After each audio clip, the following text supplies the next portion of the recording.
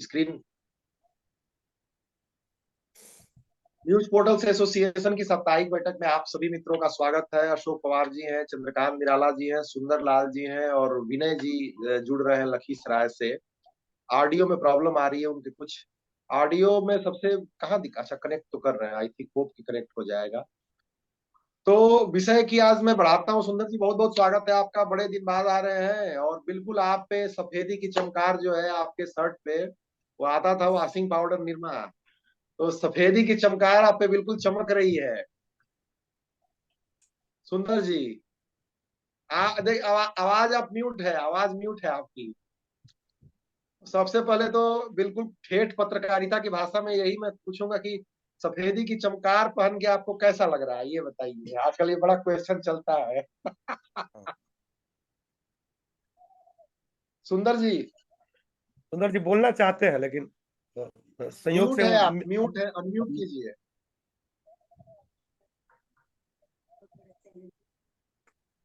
कहाँ ये फंस जा रहे हैं सुंदर जी। अनम्यूट कीजिए सुंदर जी, अनम्यूट कीजिए। कर दिए हैं सर।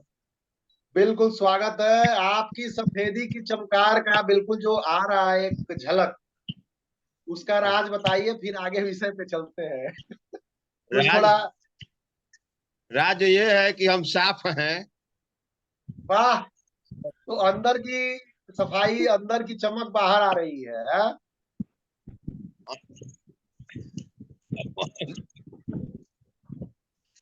ये कह चलिए रहे थे बहुत अच्छा। हाँ मुद्दे पर है। हाँ, मुद्दे पे ही आ रहे हैं। देखिए थोड़ा हाथ से करने से ये रहता है कि फ्लेवर आ जाता है। मुद्दा तो बाकी पत्रकारों के सामने न केवल दुनिया की टेंशन होती है बल्कि अपनी टेंशन भी होती है। पहले तो दुनिया की टेंशन लेते हैं कि मोदी क्या कर रहे हैं, बाइडेन क्या कर रहे हैं, पुतिन क्या कर रहे हैं, और घूम घूम के घर में आते हैं कि हम क्या कर रहे हैं। और तो उसके बाद जो न्यूज बचता पोर्टल। है उसका हम लोग कहते हैं कि अशोक पोद्दार जी ने भगवा क्यों पहन लिया। अशोक कुमार ने भगवा क्यों पहन लिया। तो पत्रकारों के जी में बहुत सारी टेंशन है भाई साहब, बहुत सारी बम्पर बस टेंशन है। और इन्हीं टेंशन में से एक टेंशन ये भी है कि आज के बदलते युग में, डिजिटल युग में, एक मॉडल सेट नहीं हो रहा है आजीविका का भी। जो लोग पोर्टल भी चला रहे हैं, जो लोग कहीं काम भी कर रहे हैं। अब आज तक में अभी उसका एक समारोह हुआ था इंडिया टुडे का, तो उसमें एक पीएम मोदी जी और बाकी लोग भी आए थे, बड़े बड़े लोग। लेकिन उसमें जो एक पॉइंट है, एक न्यूज एंकर का उन्होंने, एआई न्यूज एंकर का उन्होंने इंट्रोडक्शन कराया कि भाई ये न्यूज एंकर करेगी। और वो क्या बोल रही है, प्राइम मिनिस्टर जी से स्वागत करते हुए उन्हीं के सामने अनावरण हुआ, कि बोल रही है कि 2024 तक मैं बेस्ट एंकर बन के दिखाऊंगी। वो एआई की एंकर थी, आप लोग देखिएगा न्यूज में, मैं लिंक भेजूंगा। तो जो चुनौतियां आ रही हैं उसमें पत्रकार के लिए आजीविका एक कठिन मार्ग बनता जा रहा है कहीं ना कहीं। अब उस चक्कर में आप ये भी समझिए कि कई लोग सलाह देते हैं कि कोई साइड बिजनेस भी कर लिया जाए। साइड बिजनेस करने में कोई बुराई नहीं है, लेकिन पत्रकारिता में फिर गहराई नहीं रहती, उथलापन। जब आदमी आप कम टाइम देगा तो उथलापन रहेगा, जब विचार करेगा, जब थोड़ा स्टडी करेगा तो थोड़ी गहराई भी आएगी। विनय जी आप ऑन कर सकते हैं, आपका माइक कनेक्ट हो गया। विनय जी कैमरा और माइक। आपका भी बहुत बहुत स्वागत है विनय जी, लखीसराय से। तो मूल बात यह है कि आजीविका के साधन पे कैसे आदमी फोकस करे ताकि पत्रकारिता उथलापन भी न हो और थोड़ा समय बेशक लगे, भागम भाग भी ना हो, एक आत्मिक शांति भी मिले और दुनिया की खबर लेते लेते पत्रकार अपनी भी खबर ले सके। तो इस विषय को मैं थोड़ा स्वरूप देने के लिए मैं निराला जी को ही मैं आमंत्रित करूंगा और थोड़ा सा इस पे प्रकाश डालें, कितनी गहरी समस्या है ये और कहाँ रुक के थोड़ा सोचने की जरूरत है। निराला जी बदलते स्वरूप में थोड़ा अपने अनुभव शेयर करें, फिर आगे चलेंगे सोल्यूशन की ओर। जी बहुत बहुत धन्यवाद सर आपका। सभी को नमस्कार।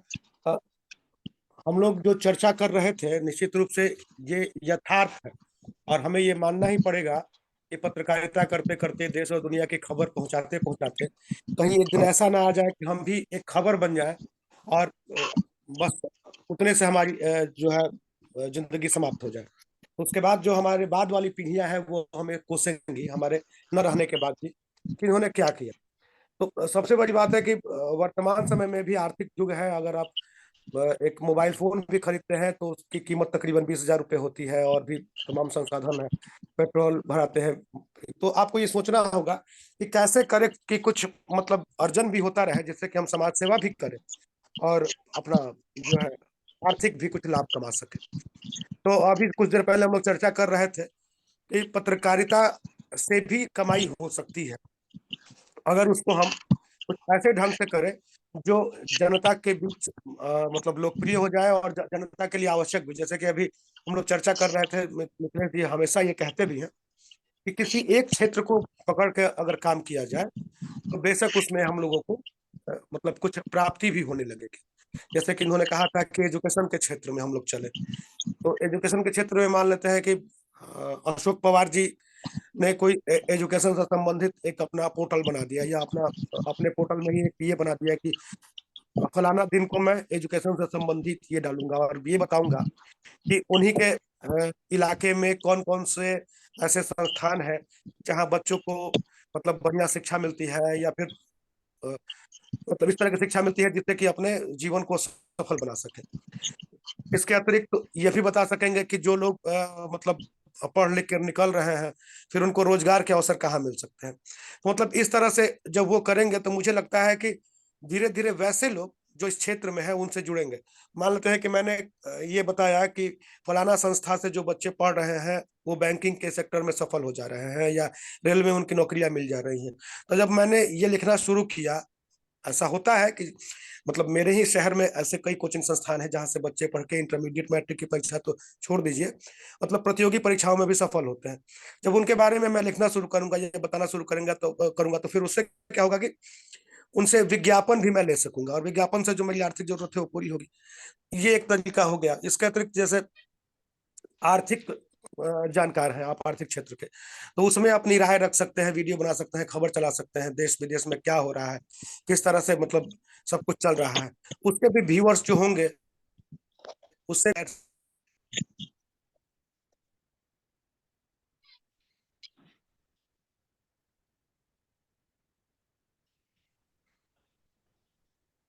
हाँ, कट गया म्यूट। था, एक फोन। दूसरा कि एक विश्वसनीयता भी पाठकों के बीच में बढ़ेगी कि फलाना व्यक्ति अगर लिख रहे हैं तो निश्चित रूप से वो उनकी बातों में दम है, क्योंकि वो उस क्षेत्र के विशेषज्ञ हैं, या उस उन तरह की खबरों को वो हमेशा से लिखते हैं। ये एक तरीका हो सकता है। इसके अतिरिक्त अभी कुछ देर पहले एक और उदाहरण आया था कि वो पत्रकार भी हैं और चाय की रेहड़ी भी लगाते हैं, तो वो भी एक तरीका हो सकता है। लेकिन पत्रकारिता से कमाना अगर हो तो आपको किसी न किसी क्षेत्र में विशेषज्ञ बनना होगा, खबरों को इस तरह से देना होगा कि वो जनहितकारी तो हो ही, और उससे निश्चित रूप से जब जनहितकारी होगी, जब जनता के हित की बात सोचिएगा तो कहीं ना कहीं आपका भला भी होगा ही होगा। यही है मेरा अनुभव, छोटा सा। बात हो सके। ठीक बात, बहुत बहुत सार्थक आपने दिशा दी निराला जी। और मैं कहना चाहूंगा कि ये वास्तव में ये जो मुद्दा है ये विचार करने योग्य मुद्दा है। और न्यूज पोर्टल एसोसिएशन में हम लोग की ड्यूटी तो यही है कि जटिल से जटिल मुद्दों पर चर्चा करें, रास्ता निकालें कि क्या सच में रास्ता है कि नहीं, सच में ये मुद्दा है कि नहीं।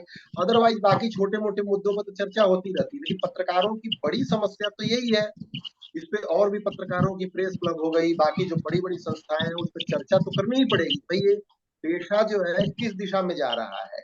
चाहे बड़ा संस्थान हो चाहे छोटा संस्थान हो, हालत खराब है, जरूरत नहीं है। तो मैं अशोक जी को मैं आमंत्रित करूंगा, फिर उसके बाद आगे एक एक मित्र आएंगे, सुंदर जी और विनय जी। अशोक भाई साहब, ये सच में प्रॉब्लम है कि ये हमारे दिमाग में प्रॉब्लम है, कुछ पत्रकारों की प्रॉब्लम है कि सबकी प्रॉब्लम है? और इसका थोड़ा सार्थक सोल्यूशन क्या हो सकता है अगर प्रॉब्लम है तो? अगर नहीं है तो बात ही खत्म है। अशोक जी। हेलो। जी जी। हाँ, आवाज आ रही है मेरी? जी हाँ। जैसे अभी निराला सर ने बताया कि पाठकों के बीच में हमारी जो है विश्वसनीयता जो है वो होनी चाहिए। सबसे ज्यादा महत्वपूर्ण ये है, अगर हम पाठकों को अगर विश्वास दिला पाते हैं तब तो जो है हम हमारे लिए वो फायदेमंद रहता है। नहीं तो फिर आजकल क्या हुई कि ये इतनी भीड़ हो गई है इसमें कौन क्या बोलता है इसके बारे में कोई पता नहीं है। आजकल क्या होता है कि सभी जगह पे सरकारी डिपार्टमेंट में या कई राजनेता वगैरह जो है वो प्रेस नोट निकालते हैं। अब वही प्रेस नोट जो है कई पत्रकार जो है वही प्रेस नोट चलाते हैं। मतलब मैक्सिमम मेरे हिसाब से तो 90 या 95% जो है वो जो प्रेस नोट दी जाती है उसी प्रेस नोट पे खबर प्रकाशित होती है।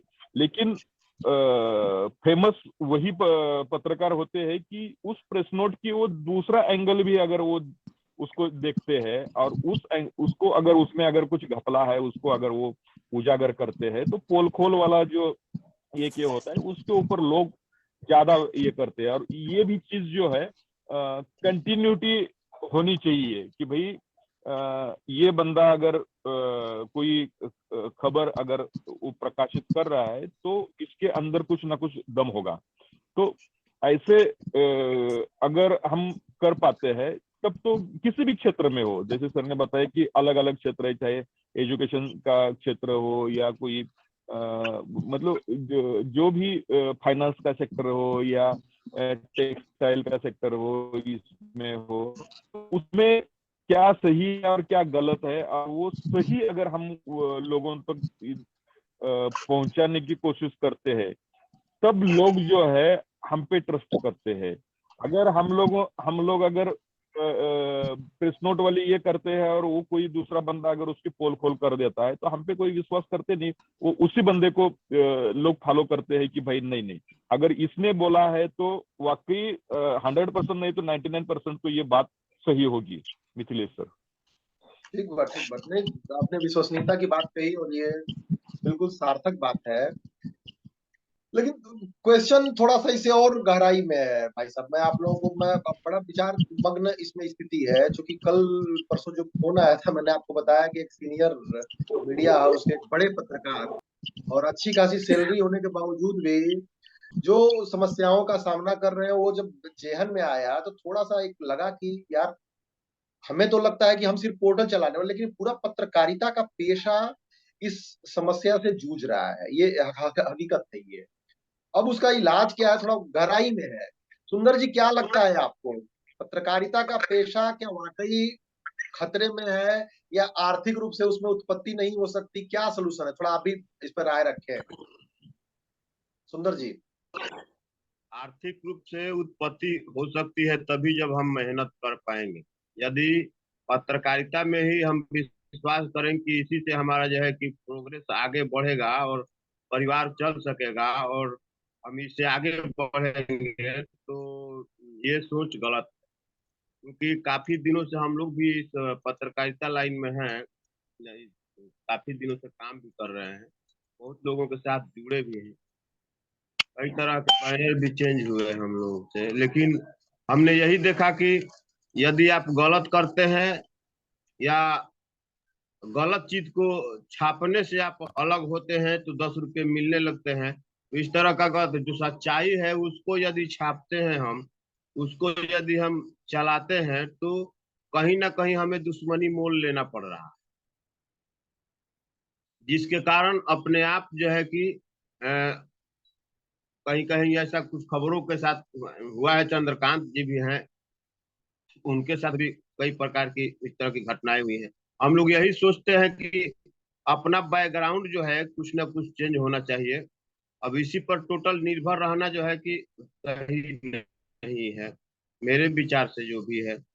जैसे कि हम हैं तो अपना कुछ खेती बाड़ी भी कर लेते हैं और इसके साथ ही अपना पार्ट टाइम समझिए चाहे जो भी समझिए, पत्रकारिता लाइन में है, अपना शौक है, चल रहा है। और मेन पर्पस मेरा अपना बैकग्राउंड है, पीछे से 10 पैसे की कमाई नहीं हो तो पत्रकारिता से हमारे जीवन सफल नहीं हो सकता है और ना हम चल सकते। बिल्कुल सार्थक आपने दिशा दी। विनय जी, आप क्या कहना चाहेंगे? मुद्दा तो समझ में आ गया होगा आपको भी, और थोड़ा आप अपना परिचय दीजिए। मेरे ख्याल से पहली बार आप जुड़ रहे हैं बाकी सभी साथियों के साथ एक बार और, तो एक बार अनम्यूट करके एक बार परिचय दीजिए पूरा, फिर उसके बाद इस मुद्दे पे अपनी राय रखिए। अनम्यूट कर लीजिए। आपकी आवाज नहीं आ रही है, अनम्यूट कर लीजिए, अनम्यूट कर लीजिए। जी अनम्यूट जी, का अब आवाज आ रही? आवाज जी आ रही है सर? हाँ जी, स्वागत है। आ, सभी दोस्तों को मेरा प्रणाम। और मैं विनय कुमार सुमन, लखीसराय जिला बिहार से।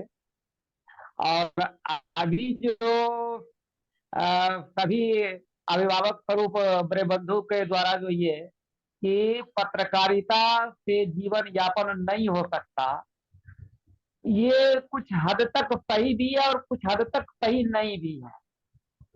यदि पूर्ण रूपेण इस पे टाइम दिया जाए तो इसमें बहुत सारे आय के स्रोत हैं, लेकिन हर कोई का सोच और अभी के लोगों की मानसिकता, खास करके निगेटिविटी जो लोगों के द्वारा भर दिया जाता है पत्रकारों बंधु के प्रति, ये काम सबसे ज्यादा सुनने के लिए सर ये मिलता है। और लेकिन है क्या कि यदि इसमें 100% अपना दिया जाए तो जैसे एडवर्टाइजमेंट के माध्यम से या अन्य माध्यम से भी इसमें आय का रास्ता दिखता है। लेकिन होता यह है सर कि हम लोग 100 में 100% इसमें अपना योगदान नहीं देने के वजह से हम लोगों का सोच ऐसा बना हुआ है। लेकिन साइड बिजनेस भी सर अहम जरूरी है, कारण कि शुरुआती दौर में तो हर किसी को ये समस्या झेलनी होती है। इसके इसलिए करके सर कि साइड बिजनेस भी अहम रखा जाए जिंदगी में तभी।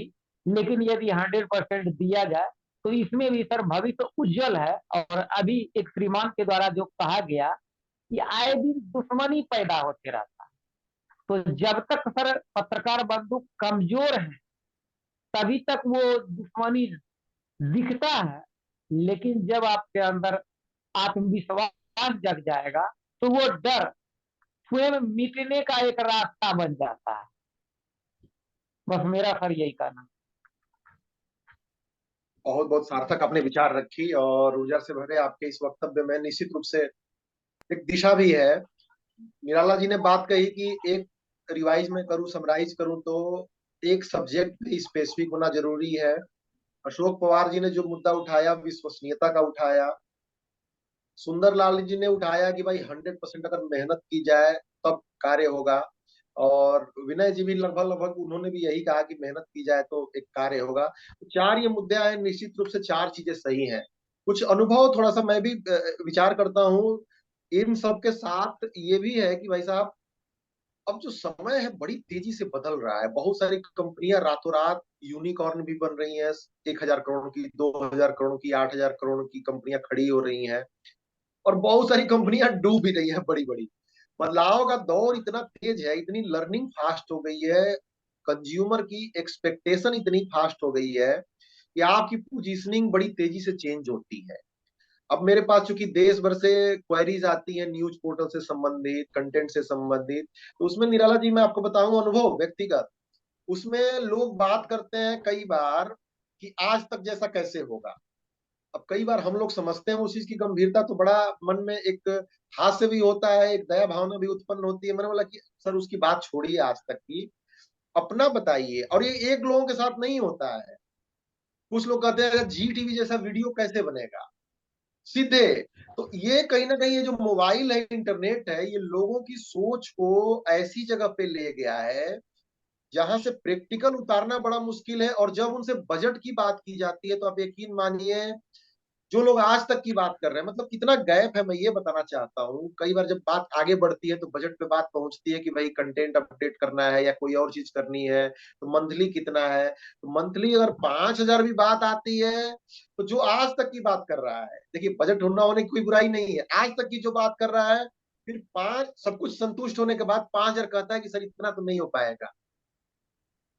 ये मेरा लब्बो लुआ बताना ये है, इसका मकसद ये है बताने का कि जो एक्सपेक्टेशन है, मोबाइल ने, क्रांति ने तो बढ़ा दी है, लेकिन जो रियलिटी है वो कहीं ना कहीं एक ऐसी जगह पे है कि अब आज तक के पास जो रिसोर्सेज है, 100 करोड़ की कंपनी है, या जितने की 100 करोड़ तो मैंने कम बोला, उसके बाद उसकी जो कैपेसिटी है डेली न्यूज पे, ब्रेकिंग न्यूज पे काम करने की, मैक्सिमम जो लोग पोर्टल चलाते हैं ब्रेकिंग न्यूज पे खेल जाते हैं। ब्रेकिंग न्यूज पे खेलने में कोई बुराई नहीं है, कोई कोई हिट भी हो जाती है चीजें, लेकिन हकीकत ये है कि जो बड़े लोगों के पास रिसोर्सेज है उसका मुकाबला करना थोड़ा कठिन हो जाता है, और वो न्यूज भी आज बेकार हो जाती है। तो अगर आज तक ने डाली है तो आज उसने 5 लाख व्यूज लेके आया, तो उसका तो वर्थ है कि आज मैंने मेहनत की वीडियो पे, मेरे रिपोर्टर ने की 5 लाख व्यूज आ गया।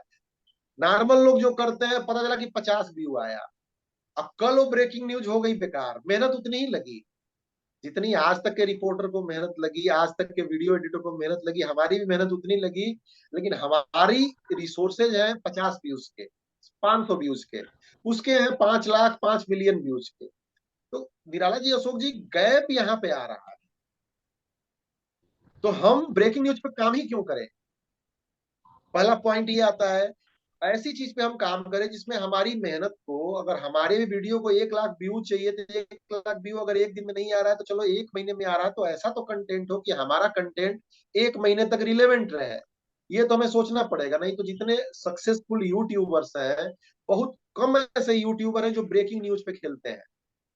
सभी आपके देखिए, ध्रुव राठी हो गए चाहे रवीश हो गए, सभी फीचर पे खेलते हैं, सभी स्टोरीज पे खेलते हैं, मैक्सिमम एनालिसिस पे खेलते हैं। जबकि ब्रेकिंग न्यूज पर रवीश कुमार भी बार बार बोलते हैं कि भाई हमारे पास रिसोर्सेज नहीं है, एनडीटीवी जितना बाहर आए हैं, ब्रेकिंग न्यूज नहीं खेलते हैं वो। अब एक और बात आती है, जो मैंने गैप की बात की, दूसरी बात आती है कि हम चाहे जो भी करें, चाहे विश्वसनीयता ला दें, चाहे निरंतरता ला दें, चाहे जो भी ला दें, चाहे हार्ड वर्क करें, इससे कस्टमर को क्या? कस्टमर को, ऑडियंस को जब तक वैल्यू नहीं मिलेगी, हमारी मेहनत क्यों थोड़ी पैसे देगा? वो तो पैसे देगा। अब जैसे विज्ञापन ही है, अखबार में चलो व्यक्तिगत व्यवहार के तौर पे कोई विज्ञापन दे दे, वो अपनी बात है।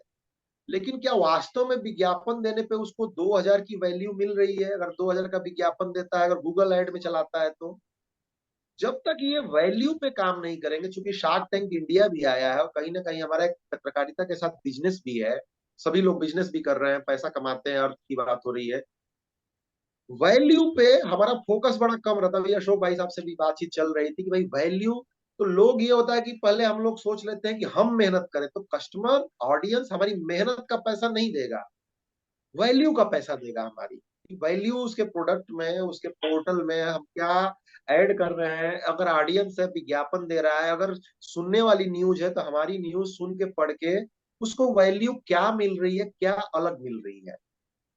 दो चीजें मैंने भी ऐड की, बाकी सारी चीजें, एक तो गैप बहुत ज्यादा है, अपनी क्षमता और आज तक की क्षमता, ये हम लोग कैलकुलेट करने में मिस कर रहे हैं। बहुत सारे लोग मिस करते हैं, वो अपने हिसाब से कर रहा है, लेकिन हम भी वही करेंगे, लेकिन हमारे पास वो है नहीं। तो हम उसकी शर्तों पे, उसके रूल पे चल के हम हार जाते हैं कहीं ना कहीं, या रुक जाते हैं, ठिठक जाते हैं, एक लेवल आ जाता है हमारा।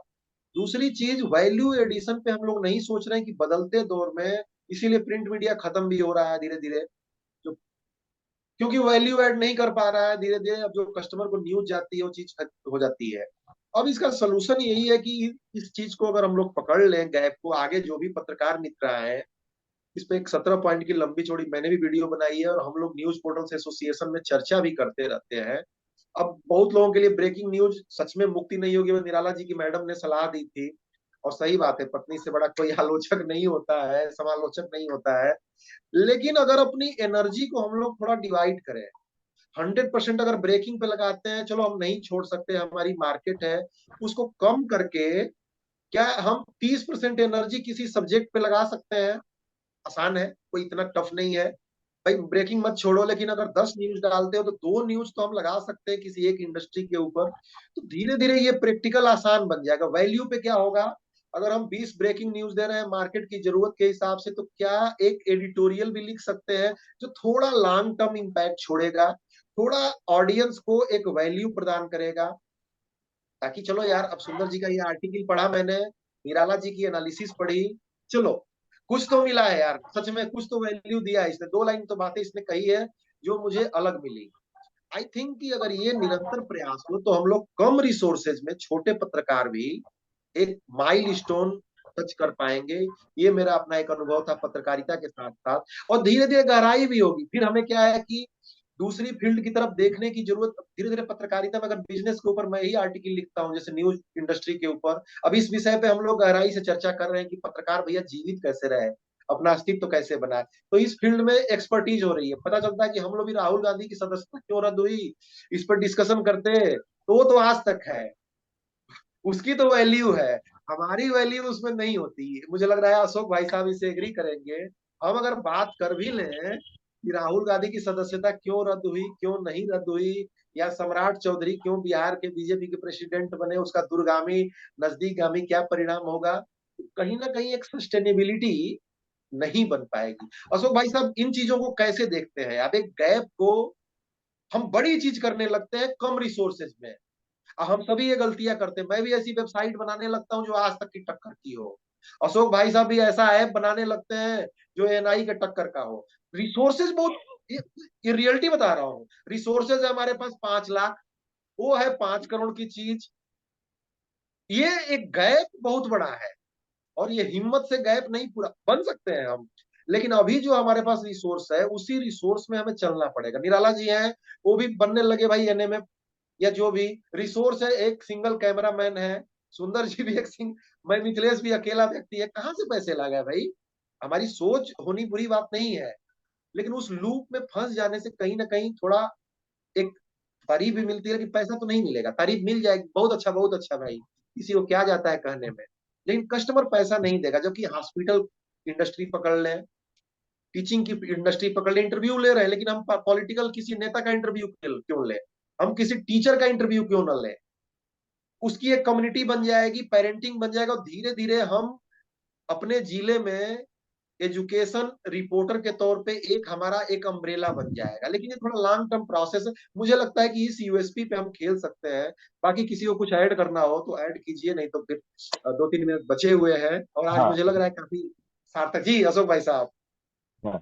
नहीं नहीं, मैं आपको इसके बारे में थोड़ा थोड़ा सा बताता हूँ कि जी देखिए, जी अभी ये जो फिल्म इंडस्ट्रीज है, अब फिल्म इंडस्ट्रीज में जो फिल्म बनती है ना, तो एक फिल्म तो कई करोड़, 400-500 करोड़ की बनती है। और कुछ इसमें एक फिल्म जो कॉमेडी फिल्म अगर हम बनाते हैं, तो वो भी कभी कभी उतना बिजनेस कर जाती है। तो कॉमेडी फिल्म के लिए तो बहुत ज्यादा कुछ इसकी जरूरत नहीं पड़ती, लेकिन सोचना चाहिए कि ये नहीं कि वो जो 500 करोड़ की कोई फिल्म बन रही है तो उसके जैसे ही हमको ये करना है। नहीं, हम लोगों को अगर अगर उसमें से मार्ग निकालना है, अगर हमारे रिसोर्स कम है, तो हमारे पास क्या रिसोर्स है उसी के हिसाब से ही अगर हम उस चीज को हम जो हमारा जो बिकने वाला जो चीज है, उस चीज को हम उसी हिसाब से अगर हम बना देते हैं, तब भी काम बन सकता है। लेकिन ये वो बहुत आपने सही पॉइंट आपने बताया, और थोड़ा सा मैं इसी में ऐड करता हूँ कि भाई बड़ी मूवी है यश चोपड़ा की, और ऋतिक रोशन को हायर करती है, या बड़ा वीएफएक्स लगाती है राजा मौली की तरह, तो वो उन्होंने क्रिएट कर लिया। हम उस पे नहीं खेल पाए तो हम अच्छी स्टोरी पे तो खेल गए। जैसे बहुत सारी पिक्चरें आई हैं जो छोटे स्टार कास्ट के साथ अच्छी स्टोरी पे खेल गए, तो हमें तो स्टोरी पे कार्य कार्य करना चाहिए। जहां तक मेरा अपना अनुमान है, यही बात अशोक भाई साहब भी कहना चाहते हैं। तो रिसोर्सेज कैलकुलेशन तो मुझे लगता है कि एक मस्ट है। और बाकी 1 मिनट बची हुई है, और भी कुछ बात करना चाहेंगे कहे, नहीं तो निराला जी विषय को समराइज करें। और मुझे लग रहा है कि एक सार्थक दिशा में हम सभी का प्रयास एक जाएगा, एक इम्पैक्ट करेगा।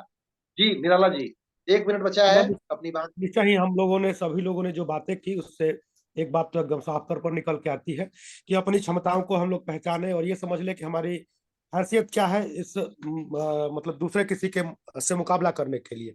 तो उसके हिसाब से हम लोग काम करें। और हम लोग चूंकि न्यूज पोर्टल चलाते हैं, तो हम लोग सिंगल मतलब कहा जाए कि वन मैन आर्मी ही है।